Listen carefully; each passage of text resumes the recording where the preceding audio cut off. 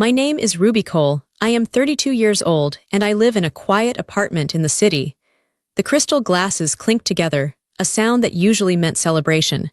But for me, it sounded like a warning. My sister Evelyn stood in the center of the room, glowing in her white dress. Everyone was looking at her. I stood near the wall, holding a tray of empty drinks.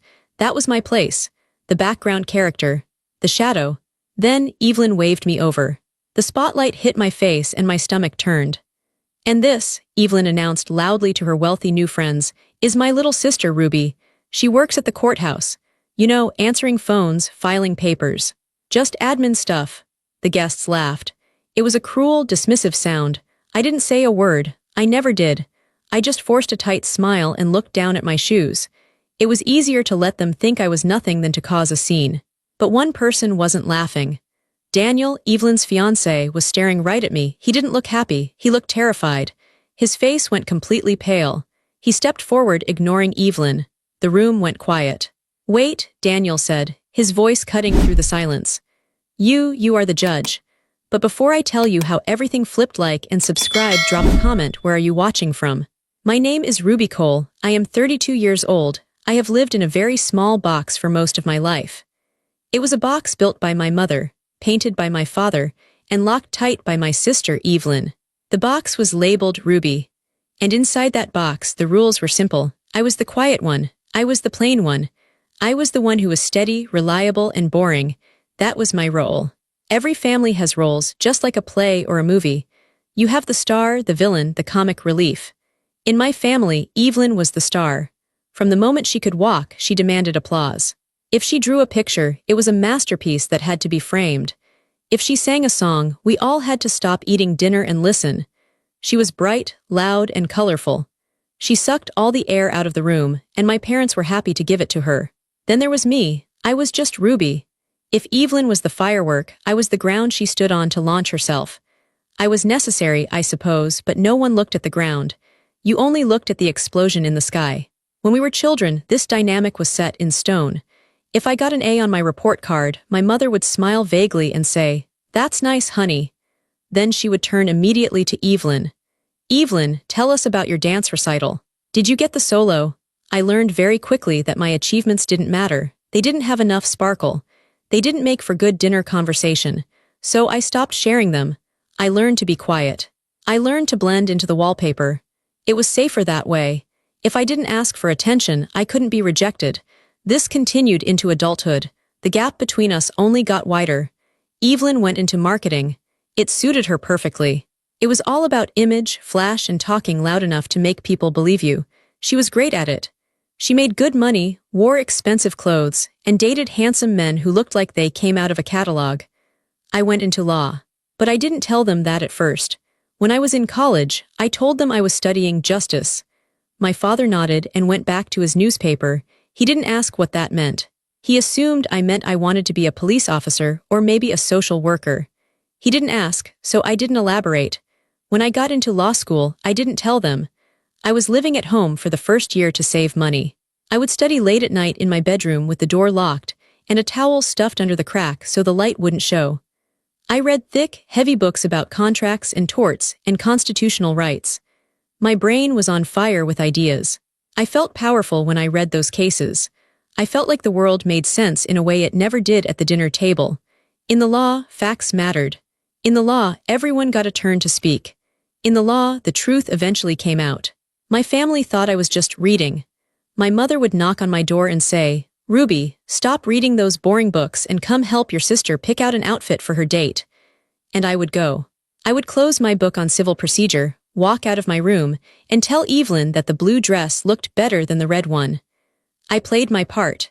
When I graduated from law school, they came to the ceremony. But it was a hot day, and Evelyn had a headache. She complained the whole time about the sun. My parents were worried about her hydration. They missed the moment I walked across the stage because my mother was fanning Evelyn with a program. I remember standing there, holding my diploma, looking at their empty seats. It hurt. It felt like a sharp stone in my chest, but I swallowed the pain. I told myself it didn't matter. I had achieved this for me, not for them. Then came the job. I started at the courthouse. It was a grind. Long hours, piles of paperwork, high stress. I loved it. I loved the order of it. One night at dinner, about a month after I started, my father asked, "So, Ruby, what is it you do down there at the city building again?" I opened my mouth to say, "I'm a lawyer. I'm working in the prosecutor's office." But before I could get the words out, Evelyn laughed. She was scrolling on her phone. "Oh, Dad, she's an admin. You know, filing papers, answering phones, helping the important people stay organized. It's perfect for Ruby. She loves organizing things." My father nodded, satisfied with that answer. "Admin, good, stable job, good benefits." I looked at Evelyn. She wasn't trying to be mean. She just genuinely believed that was the only thing I was capable of. In her mind, I wasn't smart enough or charismatic enough to be a lawyer. I was just Ruby. I was the helper. I could have corrected her. I could have slammed my hand on the table and said, "No, I am an attorney. I argue cases in front of a judge." But I didn't. I looked at my mother, who was already serving the pie. I looked at my father, who was watching the news on the TV in the corner. I looked at Evelyn, who was texting her boyfriend. I realized that correcting them would take so much energy. I would have to prove it. They would look at me with skepticism. They would ask a million questions, not because they cared, but because they doubted me. They would make me feel like I was lying. "Yes," I said quietly. "Admin. It's a stable job." That was the lie that sealed the box. From that day on, I was the courthouse girl. The admin, the secretary. Years passed. I worked harder than anyone I knew. I stayed late. I took on the tough cases. I built a reputation not as a flash in the pan but as a hammer. I was relentless. I was fair, and I was smart. My colleagues respected me. When I walked into a courtroom, people stood up. Lawyers nervously checked their notes when they saw me on the opposing counsel table. I had power. I had a voice that rang clear and true in those high-ceilinged rooms. But on Sunday nights, I went to my parents' house for dinner, and I turned back into a mouse. "Ruby, can you refill my water?" "Ruby, did you hear about Evelyn's promotion?" "Ruby, you look tired. Is the filing getting to be too much?" I lived a double life. In one life, I was a force of nature. In the other, I was a piece of furniture. Then, the biggest moment of my career happened. A seat opened up on the bench. It is rare for someone my age to even be considered, but my record was spotless. The other judges liked me. They knew I was serious. They knew I read every page of every brief. I went through the vetting process. It was grueling. Interviews, background checks, committees. I didn't tell my family a single thing. Why would I? They thought I was answering phones. How do you explain to people who think you answer phones that you are about to become a superior court judge? When I got the call, I cried. I sat in my office, surrounded by my boring books, and I wept. I had done it. I was Judge Ruby Cole. I wanted to call my mom. I picked up the phone 3 times, but each time I heard her voice in my head. "That's nice, honey. But guess what Evelyn did today?" I put the phone down. I decided I would tell them when the time was right. I would wait for a moment when they were actually listening. But that moment never came. There was only one person who had an inkling. My cousin Lily. Lily was the black sheep of the family because she moved to Europe to be an artist. She only came back for holidays. Last Thanksgiving, Lily found me in the kitchen washing dishes while everyone else watched football. She leaned against the counter and watched me scrub a pot. "You're different, Ruby," she said. I looked at her startled. "What do you mean?" "You hold yourself differently now," Lily observed. "You walk like you own the place. But the second Mom or Aunt Susan walks in, you shrink." "Why do you do that?" I shrugged, scrubbing harder. "It's easier." "Is it?" Lily asked. "It looks painful. You're hiding something huge. I can feel it. You're like a superhero with a secret identity. Clark Kent and Superman, except you never take off the glasses." "It's just a job, Lily," I lied. "It's not just a job," she said softly. "I see you, Ruby. Even if they don't." I almost told her then. I almost broke. But just then, Evelyn burst into the kitchen. "Ruby, we're out of ice. Can you run to the store? Daniel loves his drinks cold and we are totally out." I looked at Lily. Then I looked at Evelyn. "Sure," I said. "I'll go get ice." Lily shook her head sadly as I grabbed my keys. That was the dynamic. That was the box. I was a judge who could sentence a man to 20 years in prison, but I was also the girl who was sent to fetch ice because the star needed it. I told myself it was fine. I told myself I didn't need their validation. But deep down, a quiet anger was building. It was a slow-burning fire, fed by every interruption, every dismissal, and every assumption that I was nothing more than what they wanted me to be. I was waiting for the lid of the box to crack open. I just didn't know I would be the one to blow it off. The dismissal wasn't a one-time event. It was a rhythm. It was the background music of my entire existence. It happened in small beats and loud crashes, over and over again, until I learned to dance to it perfectly. Family gatherings were the worst. I used to dread them days in advance. I would wake up with a pit in my stomach on Christmas morning or on my father's birthday. I knew what was coming. It was a script we had all memorized, and no matter how hard I tried to ad-lib, the other actors forced me back to my lines. My line was silence. I remember a specific barbecue last July. It was a hot, sticky afternoon. We were all sitting on the patio, my parents, Evelyn, her new boyfriend Daniel, and a few aunts and uncles. Everyone was holding a burger or a hot dog. The conversation was flowing, loud and fast. Evelyn was holding court. She was telling a story about a crisis at her marketing firm.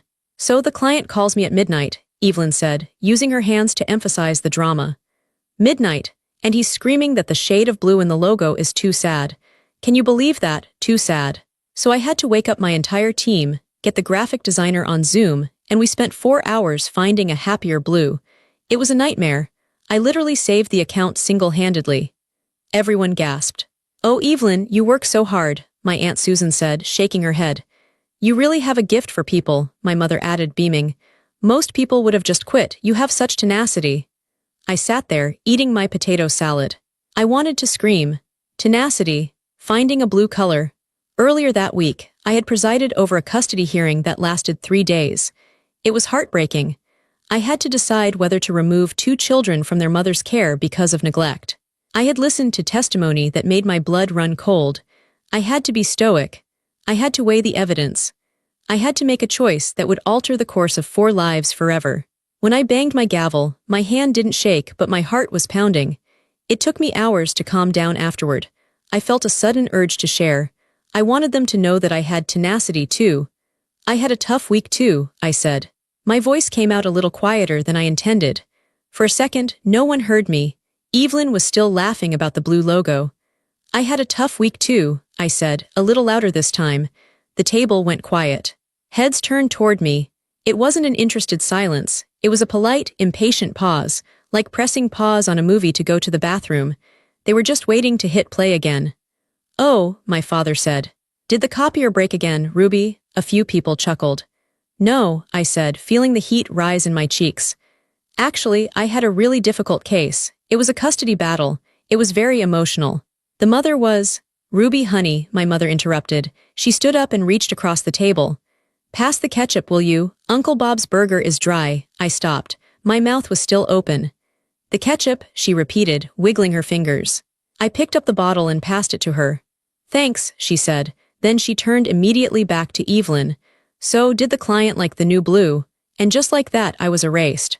My custody battle, the weeping mother, the terrified children, the weight of the law, it was all shoved aside for a bottle of ketchup and a story about a logo. I looked down at my plate. I felt a familiar burning behind my eyes, the sting of tears I refused to shed. This is what it was like. When I spoke, eyes wandered. I could see it happen. My Aunt Susan would check her watch. My dad would start tapping his fork against the table, a nervous tick that meant he was bored. Evelyn would pick at her nails or check her reflection in her phone screen. They didn't do it to be cruel. I truly believe that. They did it because they had already decided I had nothing interesting to say. They had decided years ago that my life was small, simple, and flat. Why would they listen to the admin girl talk about legal procedures? It didn't fit the character they had cast me as, so I stopped trying. I built a fortress of silence around myself. I sat at these dinners, and I observed. I became an expert watcher.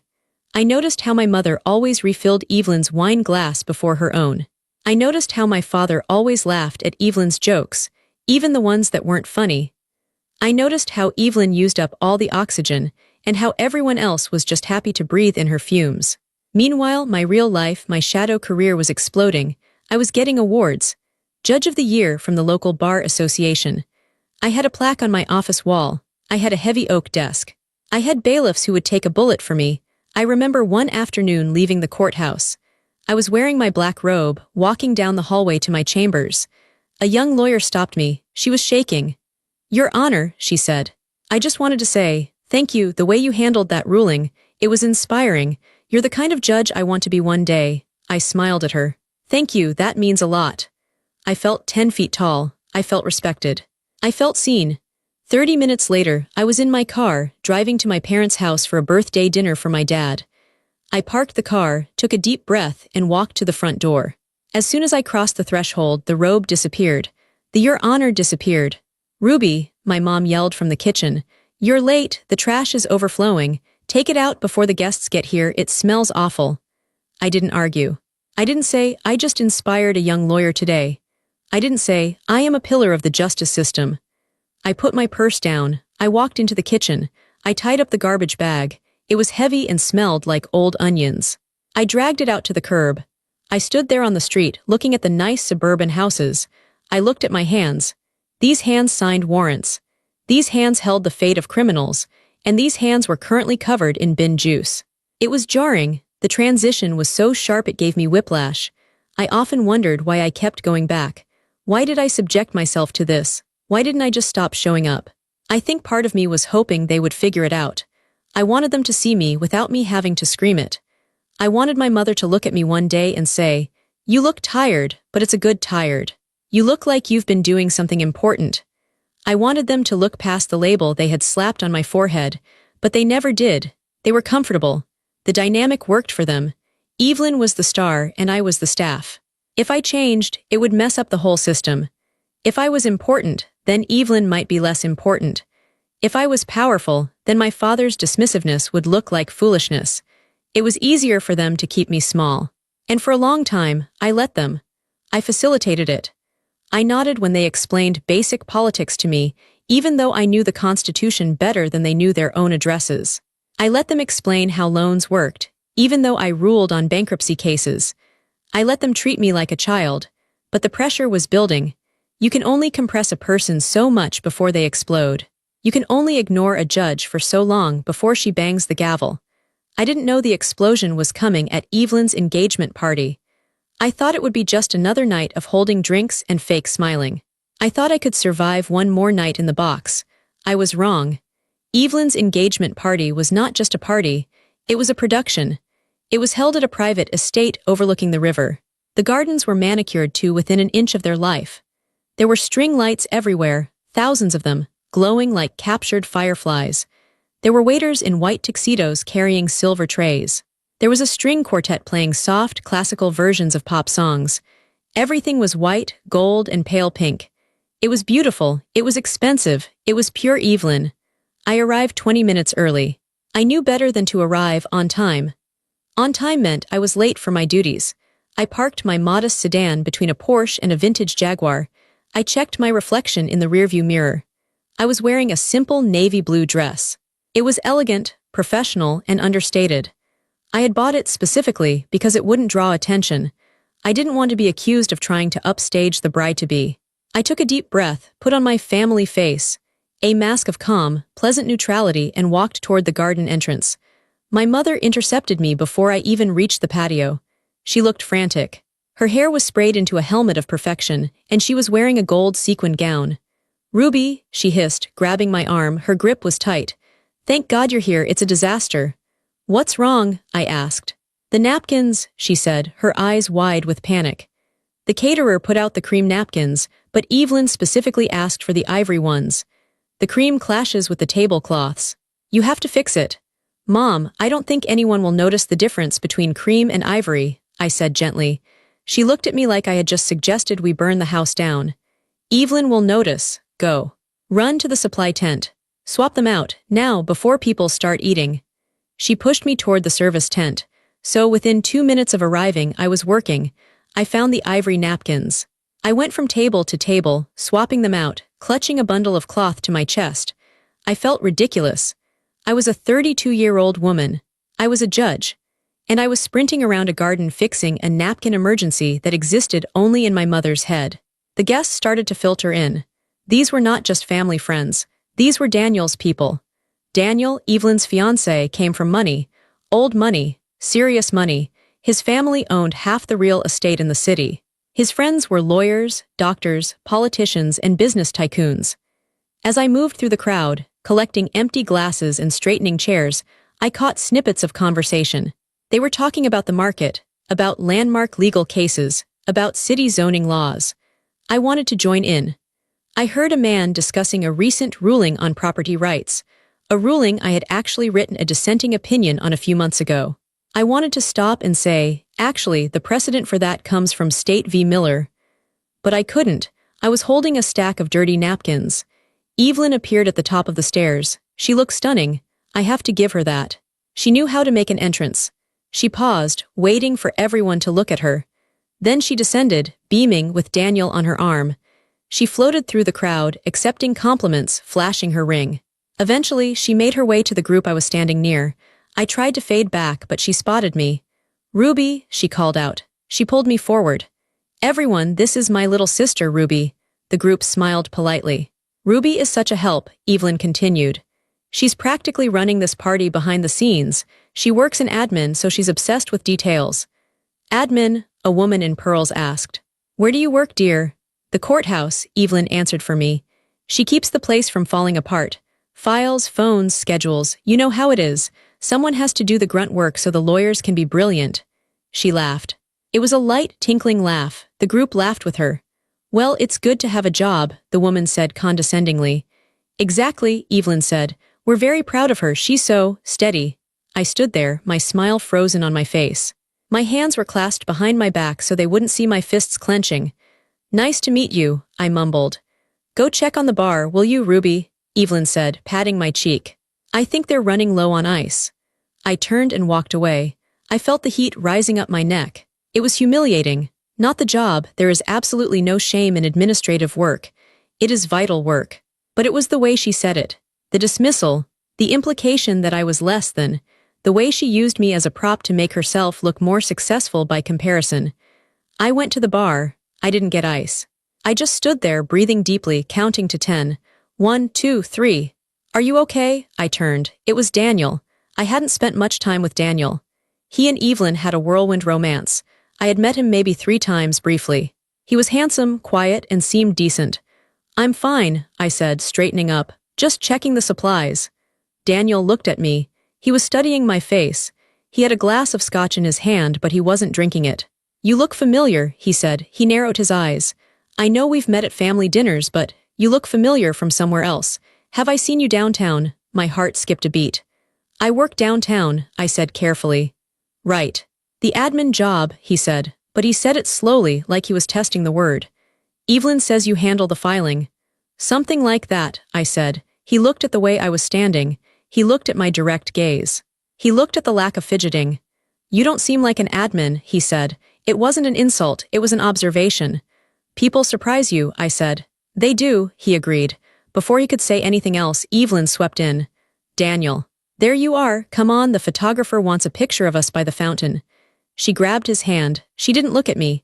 "Ruby, make sure the trash is cleared from the cocktail tables, it looks messy." She pulled Daniel away. But as he walked away, Daniel looked back over his shoulder at me. He looked confused. He was trying to place a puzzle piece that didn't fit. The sun began to set. The string lights flickered on. The atmosphere shifted from afternoon mingling to evening elegance. The speeches were about to begin. I found a spot near the back, by a large potted fern. It was my usual spot. Out of the way. Visible enough to not be rude, invisible enough to be safe. I watched my parents laughing with Daniel's parents. I watched Evelyn holding court in the center of the room. It was a perfect stage. Everyone was playing their roles beautifully. I felt a strange sense of detachment. I felt like I was watching a TV show I used to love but had outgrown. I didn't belong here. I didn't belong in this box anymore. I checked my phone. I had an email from the court clerk regarding a docket change for Monday. I read it. The legal language calmed me. Motion to dismiss. Sustained. Objection. Real words. Powerful words. I put my phone away and looked up. Evelyn was tapping a spoon against her champagne glass. The sound rang out, sharp and clear. Everyone, can I have your attention?" she called out. The crowd hushed. The music stopped. All eyes turned to the golden couple. My stomach tightened. I hated the toasts. This was usually when the Ruby jokes happened. It was an easy way to get a laugh. Contrast the successful sister with the boring one. I braced myself. I prepared to smile. I prepared to be the punchline one last time. The air was still. The only sound was the distant flow of the river and the gentle clinking of glasses. Evelyn stood on a slightly raised platform, the microphone in one hand, Daniel's hand in the other. She looked radiant. She loved this. She loved the silence of a crowd waiting for her to speak. "Thank you all for coming," Evelyn began. Her voice was smooth, practiced. "It means the world to Daniel and me. We wanted tonight to be about love, about family, and about the future." The guests murmured appreciatively. She went on for a few minutes, telling the story of how they met. It was a polished version of the truth, edited for maximum romance.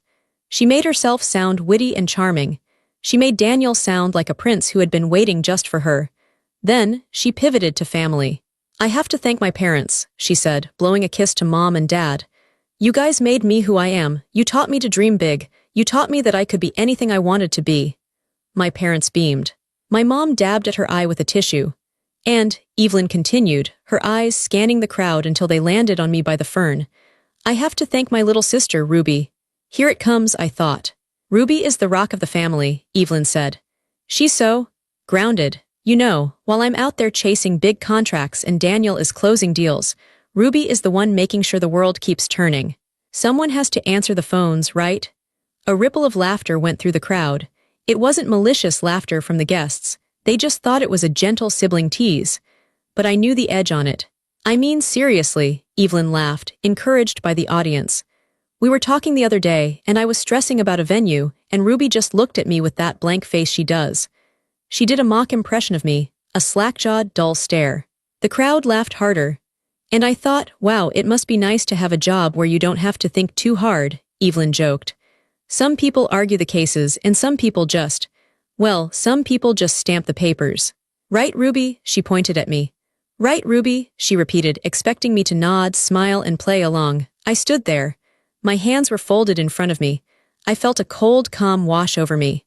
It was the same calm I felt when a lawyer was trying to lie in my courtroom. It was the calm of absolute clarity. I didn't nod. I didn't smile. I just looked at her. The silence stretched out. It became awkward. The laughter died down. People started shifting in their shoes. Evelyn's smile faltered slightly. She wasn't used to me not playing ball. "She's shy," Evelyn added quickly, trying to recover the moment. "Administrative work makes you shy." She turned to Daniel, looking for him to join in to save the joke. But Daniel wasn't looking at the crowd. He wasn't looking at Evelyn. He was staring at me. His face was pale. The blood had drained from his cheeks. He looked like he had seen a ghost.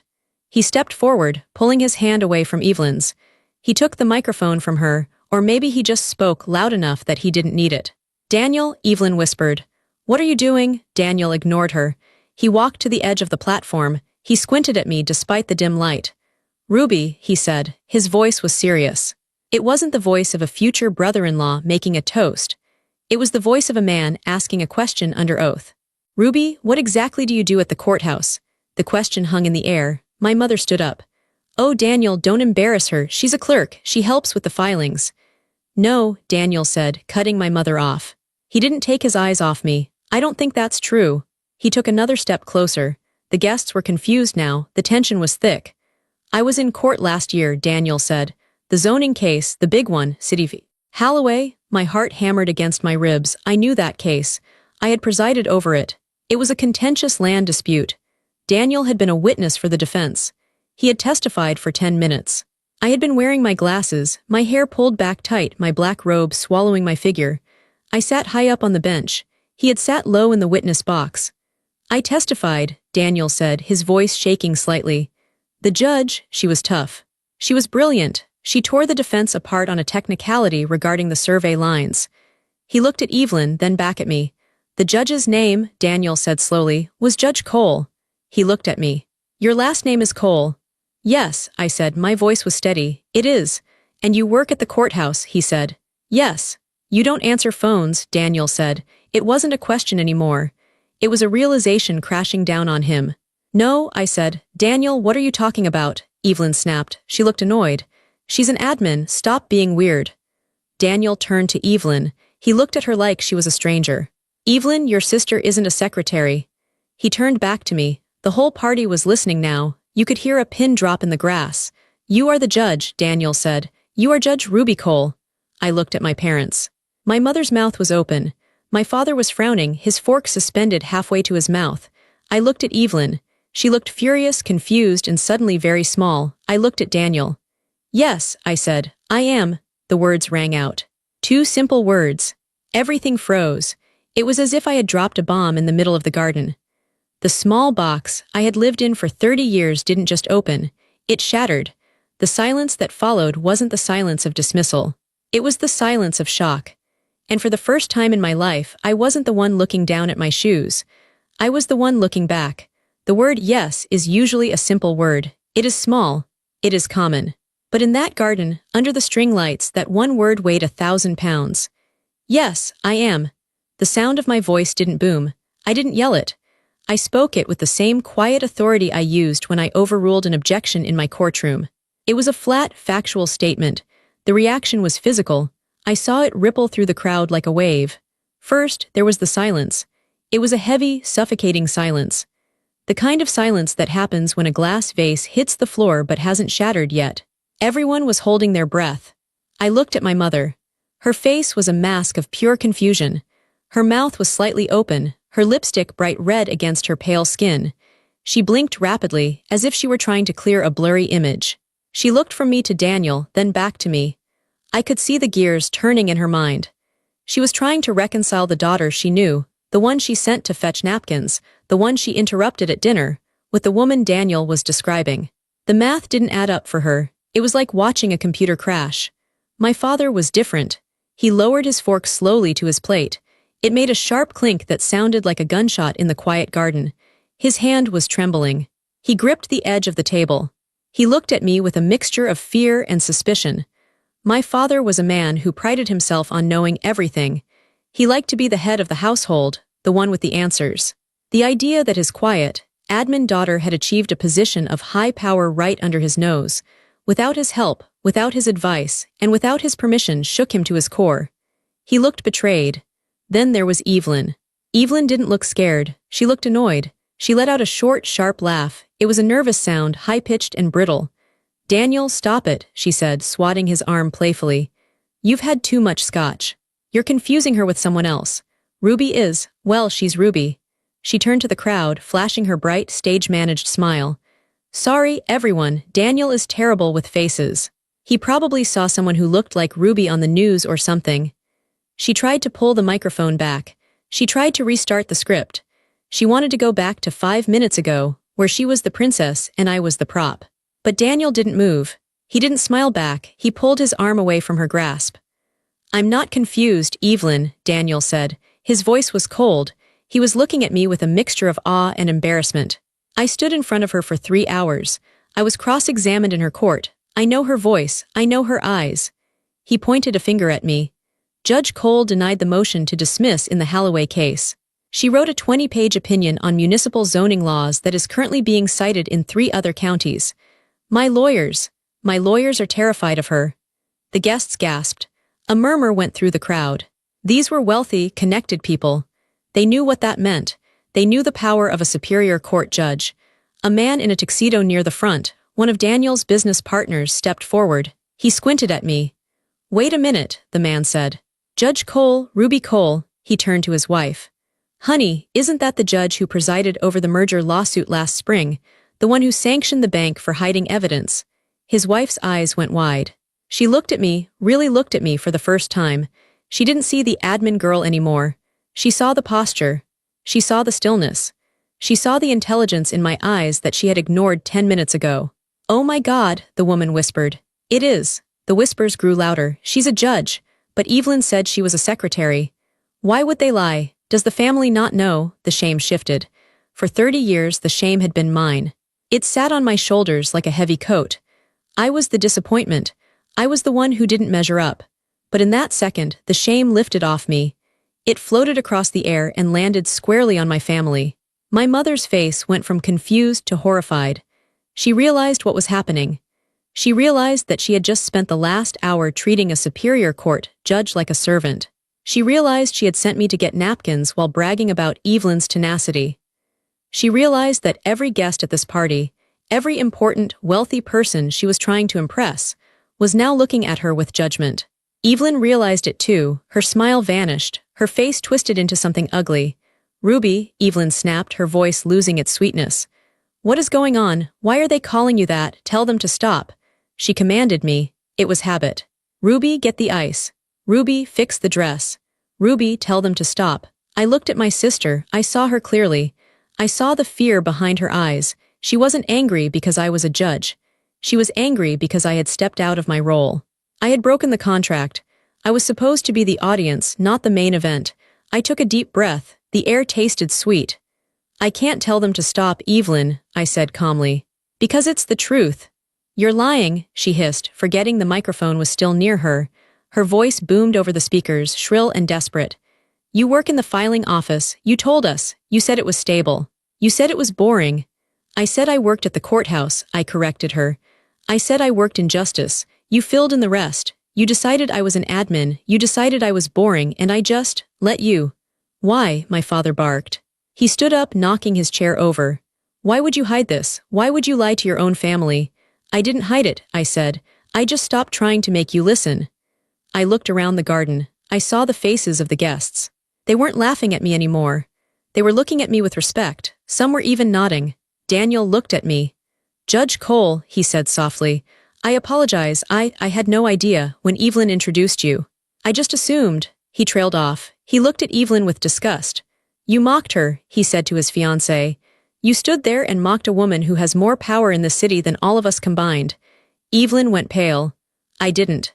I was just joking. It's our dynamic. She likes it. She knows I'm kidding." She turned to me, eyes pleading. "Tell him, Ruby. Tell him it's just a joke. Tell him we're fine." She wanted me to fix it. She wanted me to clean up the mess, just like I cleaned up the napkins. She wanted me to smooth things over so she could have her perfect engagement party back.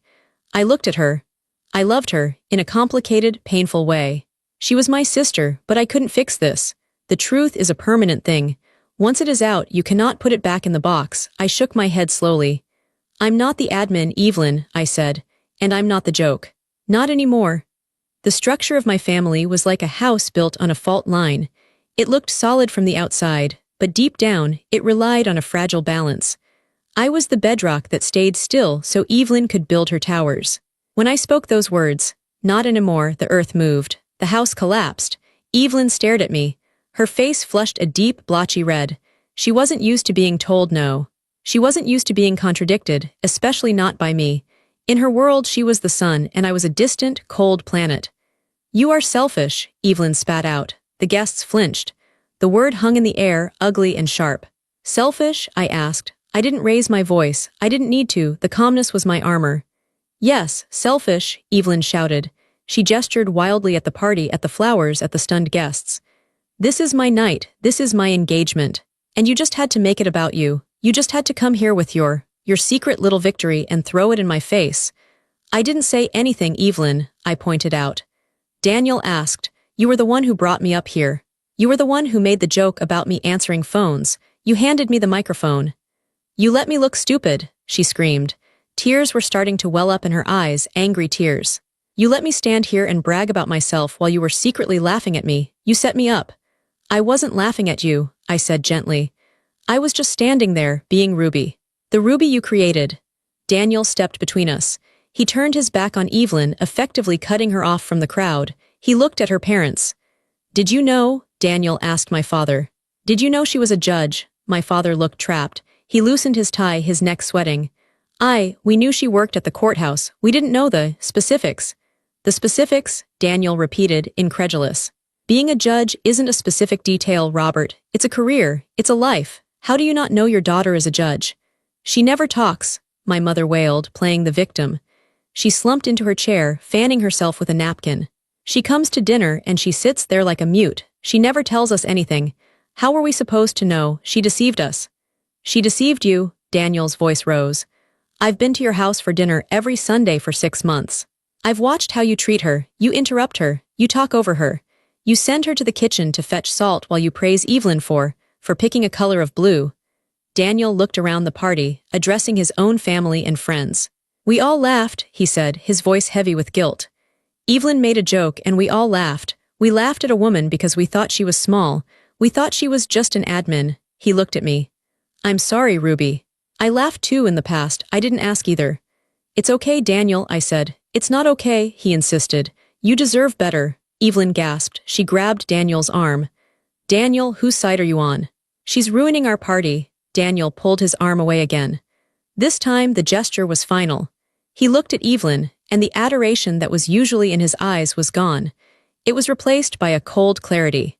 She didn't ruin the party, Evelyn, Daniel said. You did. You brought her up here to mock her. You needed to make her look small so you could feel big. And now that you know she's big, you can't handle it. Evelyn froze. It was the truth, spoken out loud by the one person she needed to believe her illusion. The guests were shifting. The party was effectively over. The music had stopped long ago. People were putting down their glasses. They looked uncomfortable. They felt like intruders in a private family tragedy. I saw my Aunt Susan whispering to her husband. They were looking at me with wide eyes, then looking at my parents with pity. My parents had spent decades curating an image of a perfect, successful family. In 5 minutes, everyone saw the rot underneath. They saw the neglect. They saw the cruelty. My father stood up. He tried to regain control. He walked over to me, his face stern. Ruby, he said, using his father voice, the deep, booming tone that used to make me shrink. This has gone far enough. You have embarrassed your sister. You have embarrassed your mother. I want you to apologize. I looked at him. I looked at the man who had ignored my report cards, who had forgotten my graduation, who had never once asked me, "Are you happy?" I realized with a sudden jolt of freedom that I wasn't afraid of him. He was just a man, an old, insecure man who was terrified of losing control. No, I said. My father blinked. Excuse me. No, I repeated. I will not apologize. I haven't done anything wrong. I worked hard. I studied. I built a career. I became a judge. Those are good things, Dad. Those are things a parent should be proud of. I gestured to the crowd. The only reason this is embarrassing for you is because you never bothered to notice. My father's mouth worked, but no sound came out. He had no script for this. He had no line for a daughter who fought back. I think I should go, I said. I didn't wait for permission. I turned around. Ruby, wait, Evelyn called out, her voice cracking. You can't just leave. We haven't cut the cake. I stopped and looked back at her. She looked ridiculous in her expensive white dress, standing in the wreckage of her own ego. Enjoy the cake, Evelyn, I said. I'm sure it's delicious. I walked down the steps of the patio. The crowd parted for me. They didn't step aside like I was a servant carrying a tray. They stepped aside like I was royalty. They made a wide path. Good evening, Your Honor, a man murmured as I passed. Good evening, I replied, nodding to him. I walked through the garden, past the fountain, past the string lights. I walked to my car. My heart was pounding in my chest, a fast, rhythmic thud. My hands were shaking, not from fear but from adrenaline. I got into my car. I shut the door. The silence of the car was beautiful. It was my silence. I gripped the steering wheel. I looked back at the house. I could see the silhouette of my family on the patio, arguing. I could see Daniel walking away from Evelyn. I could see my mother crying. It was chaos. And for the first time in my life, it wasn't my job to fix it. I started the engine, put the car in gear, and drove away. The next morning, I woke up early. The sun was streaming through the blinds of my apartment. For a second, I forgot. I lay there in the quiet, feeling the soft sheets, listening to the hum of the refrigerator. Then it all came rushing back. The party, the microphone, the word judge. I sat up. I felt lighter, physically lighter. It felt like I had lost 50 pounds of dead weight during the night. I walked to the kitchen and made coffee. I poured it into my favorite mug. I stood by the window and watched the city wake up. It was a Sunday. Usually, Sunday meant anxiety. It meant preparing for the weekly dinner at my parents' house. It meant steeling myself for the comments, the chores, the invisibility. But today, I knew I wasn't going. I finally looked at my phone. It was sitting on the counter where I had left it the night before. The notification light was blinking frantically. I picked it up. 47 missed calls, 82 new messages. The numbers were staggering. I scrolled through the log.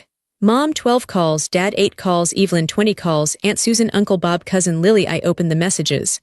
Mom, Ruby, answer the phone. We need to talk. Now, Mom, how could you do this to us? Evelyn is hysterical. Mom, pick up. Your father is very upset. Mom, Aunt Susan says she saw you in the newspaper last month. Why didn't you tell us? We look like fools. Mom, please call. We are family. The tone shifted from anger to victimization to desperation. Then there were texts from Evelyn. Evelyn, you ruined my life. Evelyn, Daniel left early. He won't talk to me. Evelyn, are you happy? You finally got your attention.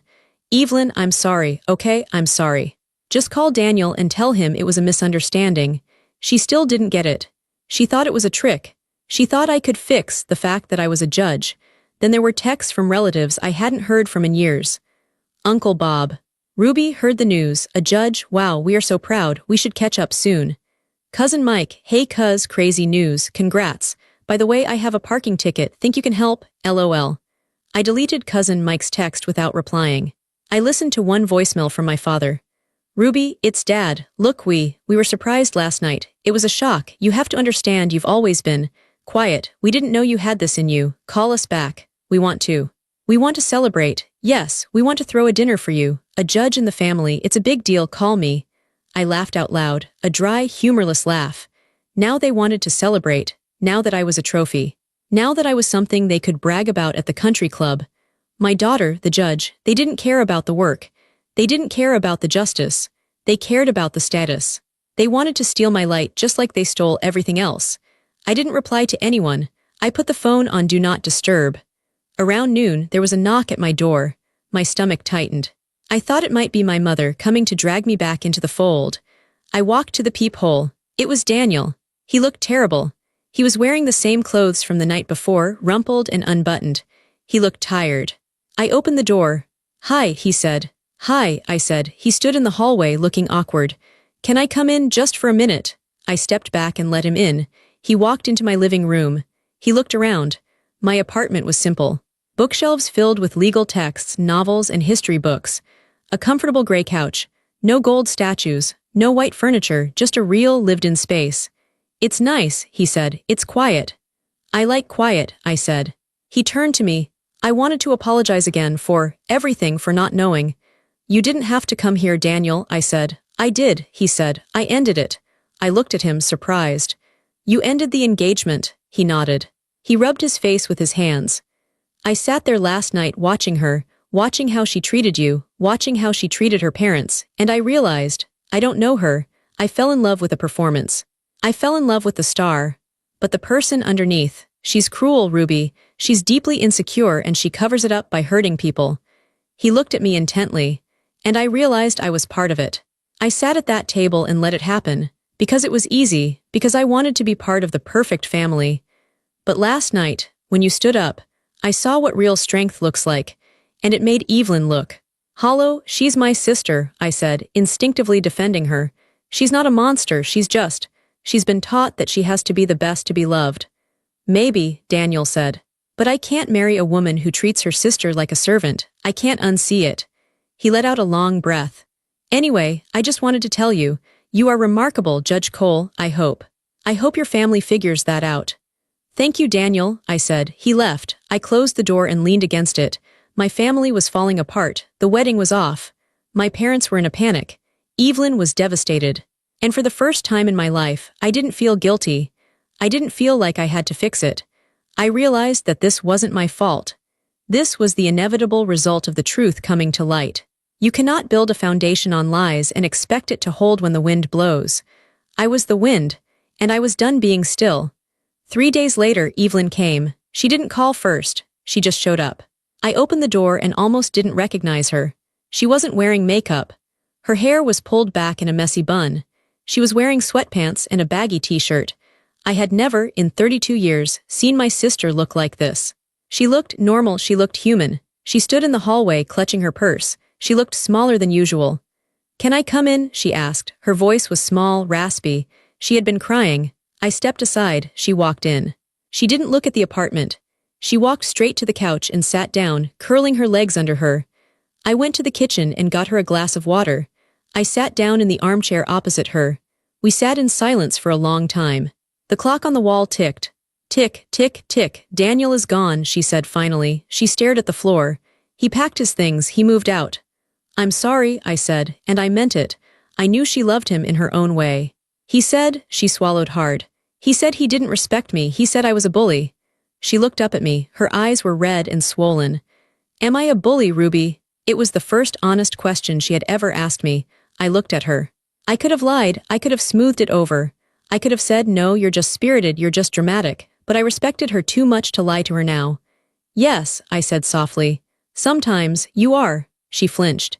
Tears spilled over her cheeks. Why didn't you stop me? She asked. Why did you let me treat you like that for years? Why did you fetch the drinks? Why did you let me call you admin? If you were this big shot judge.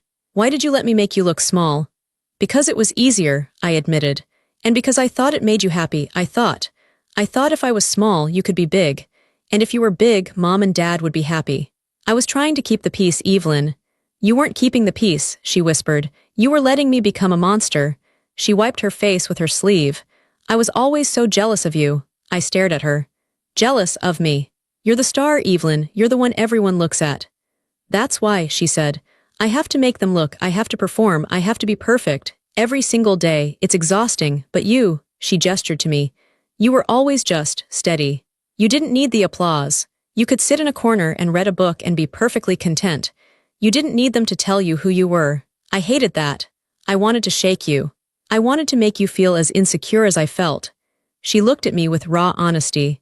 When Daniel asked what you did, and you said judge, I felt like I was shrinking.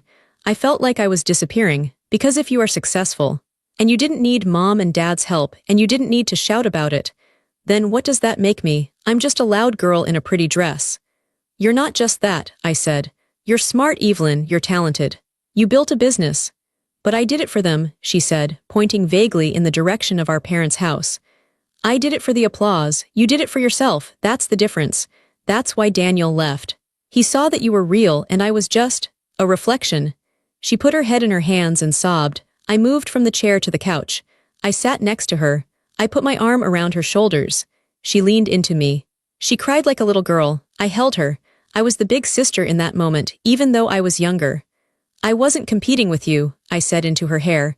I never wanted to beat you, I just wanted to be me. I know, she sobbed. I know. We sat there for an hour. She cried until she had no tears left.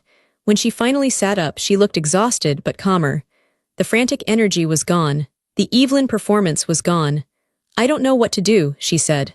My engagement is over. My parents are driving me crazy. They keep asking how we can spin this to make the family look good. I just want to run away. So run away, I said. Go on a trip. Go somewhere where no one knows you. Figure out who you are when you're not Evelyn the star. She looked at me. Is that what you did, in the courtroom? Yes, I said. The law doesn't care about my family. It only cares about the truth. It was the only place I could breathe. She nodded slowly. She stood up. I'm sorry, Ruby, she said. I really am. I don't know if I can change overnight. I'm probably still going to be selfish sometimes. But I see you now, I promise.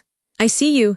That's all I wanted, I said. She walked to the door. She paused. You know, Judge Cole sounds pretty cool. I smiled, a real, genuine smile.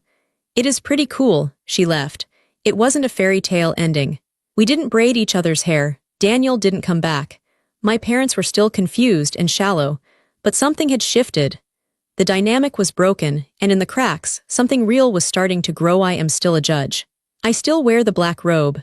I still sit on the bench and make hard decisions every day, but my life outside the courtroom has changed. I stopped going to Sunday dinners. I told my parents I would come once a month, on my terms. If they interrupted me, I would leave. The first time I did it, they were shocked. The second time, they listened. Now when I speak, they stay quiet. They don't understand me, not really, but they respect me. Or maybe they just fear me a little. That's okay too. I see Evelyn sometimes. She moved into a smaller apartment. She's seeing a therapist. We go for coffee. It's awkward sometimes, but it's honest. We are learning how to be sisters without the roles. I learned a hard lesson that night in the garden. I learned that silence doesn't buy you peace. It only buys you invisibility. I thought that by staying small, I was protecting myself. I thought that if I didn't challenge my family, they would love me. But they didn't love me. They loved the convenient version of me. They loved the doormat. By hiding my success, I wasn't being humble. I was being complicit in my own erasure. I was helping them mistreat me. There are so many people like me. I see you. You are the quiet one at the table. You are the one who fixes the problems while everyone else takes the credit. You are the one who swallows your words because you're afraid of rocking the boat. You are the one who has a whole universe inside you, talents, dreams, achievements, that your family chooses to ignore because it doesn't fit their narrative. I am telling you this now, from the other side. You don't owe anyone a smaller version of yourself just so they feel bigger. You don't owe your parents your silence. You don't owe your siblings your submission. You don't owe the world a duller shine just because your brightness hurts their eyes. If you have been hiding your growth, stop. If you have a secret identity that you are proud of, share it. Put it on the table. Force them to look at it. Maybe they will celebrate you. Maybe they will be jealous. Maybe, like my family, they will fall apart. Let them fall apart. Because the people who really love you, they will want to know the real you. They will want to know the judge, not just the admin. They will want to know the artist, the writer, the singer, the CEO, the person you have become. Don't stay in the box. Break the lid. Stand up. Speak clearly. And if they ask you who you think you are, tell them. Tell them exactly who you are, and don't apologize for it. If you've been hiding your true self, or if you've ever felt like the background character in your own life, you deserve to be the lead. Share your story, and if this resonated with you, hit subscribe.